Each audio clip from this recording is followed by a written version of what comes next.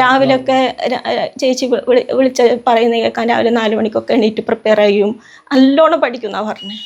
നല്ലോണം പ്രിപ്പറേഷൻ നല്ലോണം ഉണ്ടായിരുന്നു അവൾക്ക്.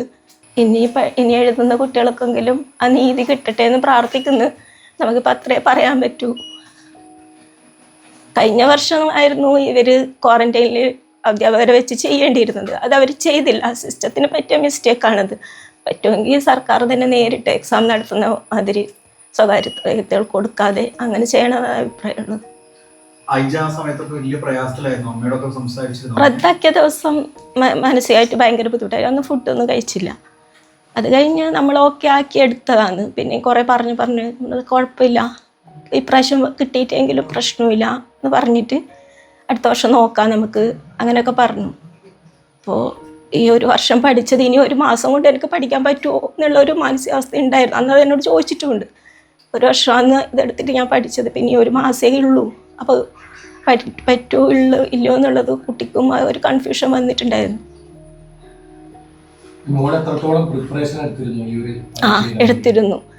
കഴിഞ്ഞ ജൂണിൽ അവള് ബ്രില്യൻറ്റിലേക്ക് പോകുന്നത്, ഹോസ്റ്റലിൽ നിൽക്കാൻ വേണ്ടി പോകുന്നത്. അന്ന് തൊട്ട് ഓണം വെക്കേഷന് അവർ അത്രയും 3-4 ദിവസം മാത്രമേ വന്നിട്ടുള്ളൂ. ക്രിസ്മസ് സമയത്തും ഒരു 3-4 ദിവസം മാത്രമേ വന്നിട്ടുള്ളൂ. പിന്നെ ഞാൻ അങ്ങോട്ട് പോയി ആ മോളെ കാണുന്നത്, കൂടുതലും അങ്ങോട്ട് പോയി കാണുക ചെയ്യല്. രാവിലെയൊക്കെ ചേച്ചി വിളിച്ച് പറയുന്ന കേൾക്കാൻ രാവിലെ 4 മണിക്കൊക്കെ എണീറ്റ് പ്രിപ്പയർ ചെയ്യും. നല്ലോണം പഠിക്കുന്നാണ് പറഞ്ഞത്. നല്ലോണം പ്രിപ്പറേഷൻ നല്ലോണം ഉണ്ടായിരുന്നു അവൾക്ക്.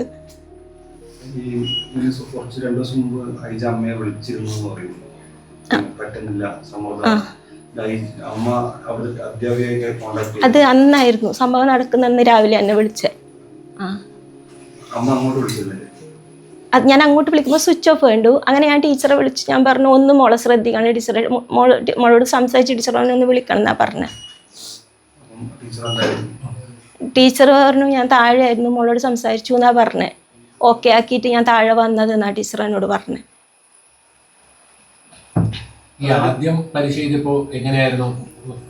നല്ല ഹാപ്പിയില്ല വന്നത്. ഹോളിൽ നിന്ന് ഇറങ്ങി വരുമ്പോൾ തന്നെ നല്ല ചിരിച്ച് വന്നതാ. എന്നിട്ട് എന്നോട് പറയുകയും ചെയ്തു, മാക്സിമം ഞാൻ സ്കോർ ചെയ്തിട്ടുണ്ട്, അങ്ങനെ പറഞ്ഞു എന്നോട്. ഇങ്ങനെ പഠിച്ച് ഒരുപാട് പ്രയാസപ്പെട്ട് പരീക്ഷ ചെയ്ത് കുറേ കുട്ടികൾക്ക് ഇതേപോലെ പ്രതിസന്ധിയിലായിട്ടുണ്ടാവും പലരും. ആയിട്ടുണ്ട്. അത് അവർ തമ്മിൽ ഷെയർ ചെയ്യുന്നുണ്ടാവുമല്ലോ ഫ്രണ്ട്സുമായിട്ട്. അപ്പം രണ്ടാമത് പോകുന്ന സമയത്ത് ഞാൻ പറഞ്ഞു, ഞാൻ വീട്ടിൽ നിന്ന് പഠിച്ചോ, എന്നെ അവിടെ പോയാൽ നിനക്ക് അലക്കെല്ലാം വേണ്ടേ, അതൊന്നും ബുദ്ധിമുട്ടാവൂലേ, ഇടുന്ന ഞാനുണ്ടല്ലോ എന്ന് പറയുമ്പോൾ പറഞ്ഞു എനിക്ക് വീട്ടിൽ നിന്ന് പഠിക്കാൻ പറ്റുന്നില്ല, അവിടെ പോയിട്ട് പഠിച്ചോളാം എന്നാ പറഞ്ഞത്. അങ്ങനെ പറഞ്ഞു.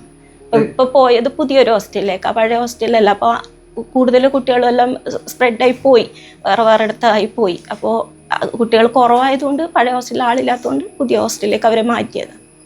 രാജിവെച്ചു. ഒഴിഞ്ഞു മാറണ്ട അല്ലെങ്കിൽ രാജിവെച്ച് ഒഴിഞ്ഞു പോകേണ്ട ഒരു അവസ്ഥയുണ്ടായി. പരിപൂർണമായി നീതി ലഭിച്ചു എന്ന് വിശ്വസിക്കുന്നു. പരിപൂർണമായിട്ട് ലഭിച്ചു എന്ന് തോന്നണമെങ്കിൽ ഇനി ഒരു കുട്ടിക്ക് ഇത് വരാതിരിക്കണം, മാത്രമേ എനിക്ക് അങ്ങനെ പറയാൻ വേണ്ടി പറ്റൂ. ഇനിയുള്ള എക്സാമിലും ഒരു കുട്ടിയെങ്കിലും നമുക്ക് നഷ്ടപ്പെടാതിരിക്കണ്ടേ. ഈ സമരത്തിന്റെ വിജയം അതിനൊരു വഴിയൊരുക്കട്ടെ എന്ന് ആഗ്രഹിക്കുന്നുണ്ട്. ഇത്രയും ആൾക്കാർ അവിടെ പോയി കുട്ടികൾക്ക് വേണ്ടി ഇത്രയും ശ്രമിച്ചില്ലേ, അത് ഏറ്റവും വലിയൊരു കാര്യമായിട്ടാണ് കാണുന്നത്. കുട്ടികളെ പരിഗണിക്കാതിരിക്കുമ്പോൾ പുതിയ രാജ്യത്തെ തലമുറയെ തന്നെയാണല്ലോ പരിഗണിക്കാതിരിക്കുന്നത്. അതെ, എത്രയോ കുട്ടികൾ എത്ര എക്സാം എഴുതുന്നത്. എൻ്റെ മോളെന്നെ ഒരുപാട് എക്സാം എഴുതുന്നുണ്ട്. ഒരു എക്സാം മാത്രമല്ലല്ലോ, ഒരുപാട് എക്സാം എഴുതി ഇതിലേക്ക് അവർ പ്രിപ്പയർ ചെയ്ത് വരികയല്ലേ ചെയ്യുന്നത്. ഓരോന്ന് ചെയ്ത് അപ്പോൾ അവർ ഒരു ലെവലെത്തിക്കഴിഞ്ഞാൽ അതന്നെ മതി എന്നുള്ളൊരു തീരുമാനത്തിലെത്തുന്നത്. അപ്പോൾ അതിനൊരു ഇത് വരുമ്പോൾ കുട്ടികളെ മാനസികാവസ്ഥ ആകെ തകരും.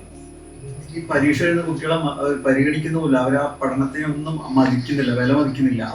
അതാ ഇവിടെ സംഭവിച്ചത്. അവർക്ക് അറിയാം ഒരു എക്സാം വർഷത്തിൽ ഒരു എക്സാം മാത്രമേ നീറ്റ് എക്സാം നടത്തുന്നുള്ളൂ. അപ്പോൾ അതിൻ്റെതായ ഇത് വാല്യൂ കൊടുത്തിട്ട് വേണ്ട ഓരോ എക്സാം നടത്താൻ വേണ്ടിയിട്ട്. അതവർ ചെയ്തില്ല. സർക്കാർ അതായിരുന്നു ചെയ്യേണ്ടിയിരുന്നത്. കുട്ടികൾ ഉറക്കം നഷ്ടപ്പെട്ടിട്ട് അതും 1 വർഷം മാത്രമല്ല 3-4 തവണ എഴുതുന്ന കുട്ടികളുണ്ട്. അപ്പോൾ അവരുടെ മാനസികാവസ്ഥയും കൂടി പരിഗണിക്കണ്ടേ.